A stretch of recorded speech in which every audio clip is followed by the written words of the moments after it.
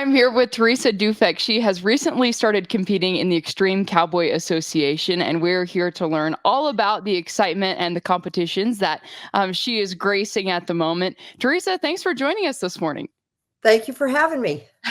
So, you're doing a lot of cool things, but before we get too far into those, give us a glimpse into your background and where your love for horses began.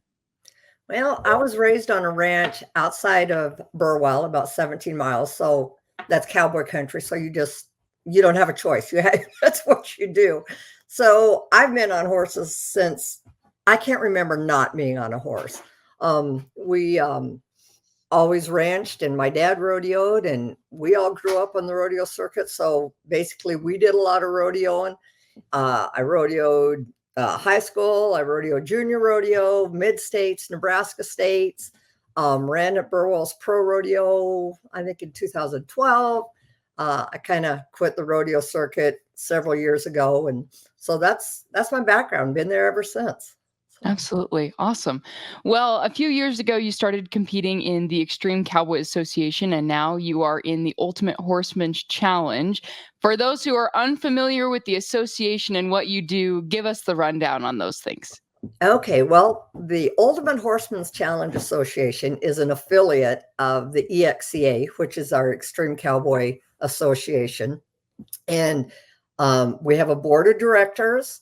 We're having 9 races this year between Missouri and Kansas, because the Missouri affiliation also competes in some Kansas races. There's 8 divisions, and we have all ages. We have anywhere from 8 years old to 80. We actually have an 80-year-old who does very well. He was invited to the Calgary Stampede last year, represented us extremely well, won awards at the World Finals in Glen Rose, Texas. He's unbelievable. But what it is we maneuver through a series of obstacles, and that's anywhere from 10 to 13 obstacles. Every race has different obstacles, so you do not know what obstacle you're going to see at which race. And it's a timed event. It's also, you're scored 1 to 10 on every obstacle. Your best score is earned by negotiating each obstacle with accuracy and speed, and demonstrating the trust and communication you have with your horse. You're also judged on your horsemanship, and it's a speed event, so it gets fast and furious. Get a little Western. Yeah, it can get pretty Western. Yep. Awesome. Well, my question is, if you're not sure what obstacles you're going to face that day, how do you even begin to prepare for a competition like this? Well, a lot of it, Rebel, it's not so much the obstacles, it's do you have that trust between you and your horse? Because your own as being a horsewoman, if your horse trusts you and you have good horsemanship, your horse is going to trust you to go over that obstacle, that you're not putting him in a dangerous situation. But I do have obstacles set out here in my arena, which drives my husband crazy. But I have bridges. I've got a swimming pool, a kiddie pool with water in it. I've got tarps laying around. I've got all kinds of stuff laying around, and I don't really practice on that too much. I'll take him through it a couple times, and once he sees that obstacle, I don't spend a lot of time on that. I do a lot of work as far as my horsemanship, picking up leads, lead changes, side passing. There's a lot of side passing going on, backing up in a Z formation. So yeah. Yeah, awesome. Well, you kind of gave us a glimpse into some of the obstacles, but what are some other things that you could expect to see at a competition? Oh my gosh, there's a lot of places they'll take a tarp and cut it in strips, and it'll be hanging above your head, so you're riding through that.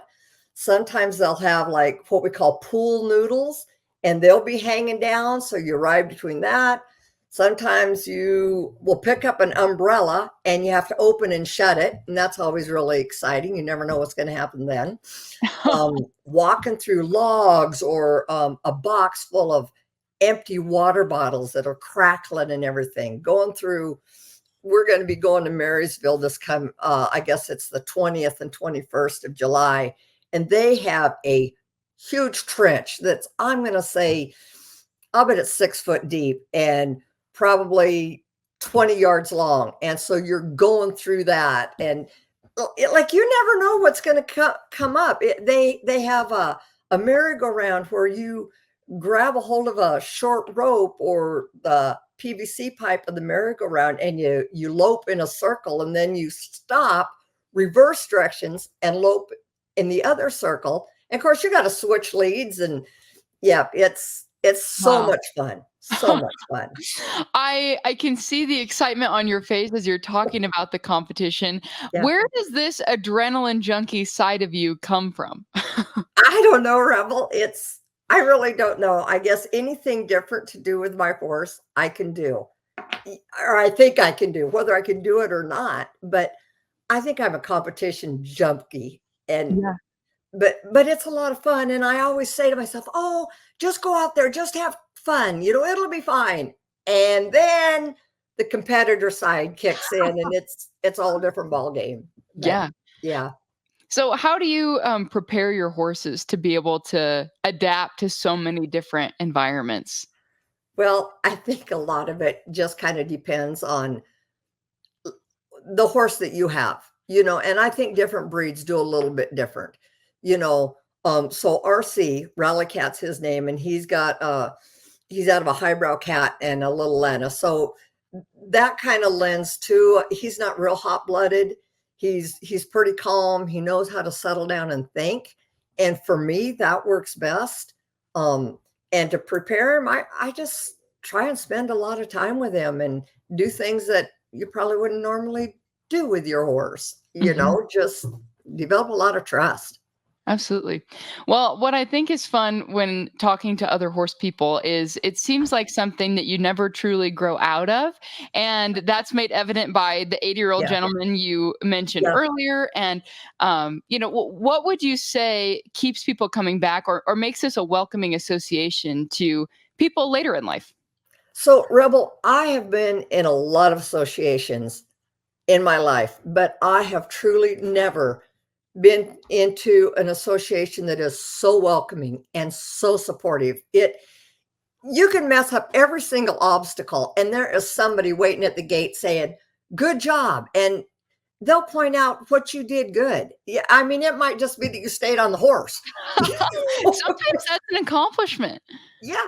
So it is the most welcoming and supportive organization I have ever been in. I have made such great friends the past couple of years that I've been in this organization. I would encourage anybody to it's just unbelievable, the support and the friendships that you make. It's unbelievable. Well, before we started recording, we were chatting about the World Finals experience that you had a few years ago. Talk about that and just how many people gather for this event. Well, last year, their World Finals was in Glen Rose, Texas. It's during the fall. There were over 8 different countries there. There was over 300 competitors. And of course, there's 8 divisions in every one of your race, or that's the division, whatever division you're in. RC and I ended up 7th in the world in our division, which was like, who knew? Like, who would have ever known? And it's a week-long event. And some of the countries that was there was Spain was there, Italy, Australia, Germany, Belgium. It was just incredible. So, Awesome.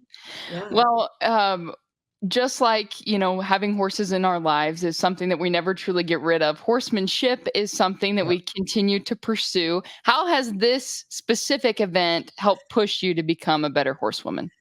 Well, that the thing is even though we ride horses our entire life, my area of expertise was definitely not horsemanship. It definitely wasn't picking up leads. Like, you're out there on the ranch, you're out there gathering cattle. You're not worried about, are you in the right lead? Are you in the left lead? Or are your elbows tucked in? That's it. Go get your job done and bring in your cattle or move them. So I really have had to learn like proper posture, how to sit in my saddle to push my horse forward. If you're going into an obstacle, if you lean forward, your horse is going to stop. You don't want your horse to stop. So you approach that obstacle. And anytime you feel that hesitation in your horse, you want to sit a little bit deeper in your saddle, encourage that horse, click a little bit, squeeze those legs. So up until I was doing this, I really didn't even pay attention to my horsemanship as far as those little tiny things.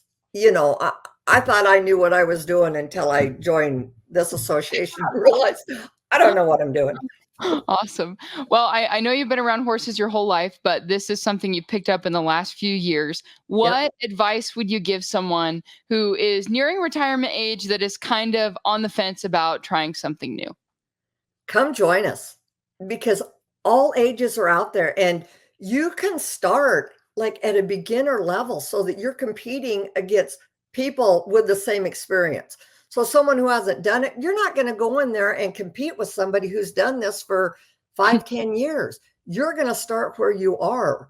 And we even have a try it class where if you just want to come try it, don't pay an entry fee, come on out. We'll help you. It's fantastic. Awesome. Well, outside of this, you also do some leather work, if I'm not Yeah. mistaken.